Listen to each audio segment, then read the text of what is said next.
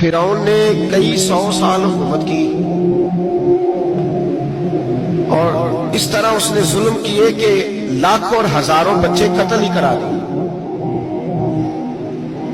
12,000 عورتوں کے پیٹ میں حمل تھا اس نے ضائع کرا دیا. جب حضرت موسیٰ علیہ السلام اپنی قوم کو لے کے نکلے رستے میں دریا آ گیا. فرعون پیچھے لگا ہوا تھا. وَإِذْ فَرَقْنَا بِكُمُ الْبَحْرَ فَأَنجَيْنَاكُمْ، اللہ فرماتے ہیں تمہارے لیے میں نے دریا کو پھاڑا اور تمہیں نجات دے دی. وَأَغْرَقْنَا آلَ فِرْعَوْنَ، اور فرعون کو غرق کر دیا. وَأَنْتُمْ تَنْظُرُونَ، تم کھڑے دیکھ رہے تھے. اب جب حضرت موسیٰ دریا کے کنارے پہنچے تو فرعون بھی پیچھے آیا. فرعون لوگوں سے کہا کرتا تھا کہ میں کہتا ہوں تو دریا چلتا ہے، میں کہتا ہوں تو ہوائیں آتی ہیں، میرے حکم کے پابند ہے سارے. جاگ رہے نا آپ حضرات؟ غور فرمائیے گا بات پر. دعویٰ تھا اس کا کہ میں کہتا ہوں تو نظام زندگی چلتا ہے. اب جب دریا کے کنارے پہنچی حضرت موسیٰ علیہ السلام تو اللہ نے حکم دیا کہ آپ عصا مارے. جناب موسیٰ نے عصا مارا، 12 رستے بن گئے.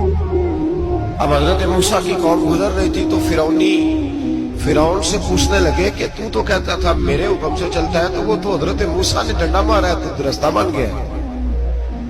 باز نہیں آتا انسان باز دانے بڑے اس کے پاس. بڑی دلیلیں ہیں، جھوٹ سچ بول کے اپنے آپ کو مطمئن کرتا ہے.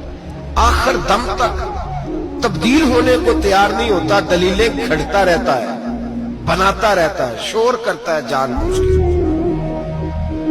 بھئی تو کہتا تھا میرے چلانے سے چلتا ہے، تو باز ابھی بھی نہیں آیا. کہنے لگا میں نے ہی حکم دیا ہے کہ ذرا پھٹ جا، مجھے یہ زندہ چاہیے. باز رسی جل گئی بال. کہنے لگا میں نے کہا ہے دریا کو کہ یہ مجھے زندہ چاہیے، میرے بھاگے ہوئے ہیں تو اس لیے پھٹا ہے، تو آؤ میرے ساتھ دریا کراس کریں.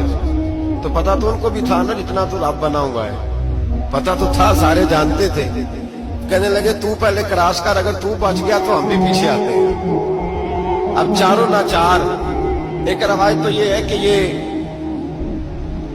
جب خدائی کا دعویٰ کرتا تھا نا، تخت پہ بیٹھا ہوتا تھا، تو ایک دن حضرت جبریل آئے اس کے پاس انسانی شکل میں. تو کہنے لگے میں بڑی دور سے آیا ہوں تو ایک مسئلہ پوچھنا تھا. کہا پوچھو.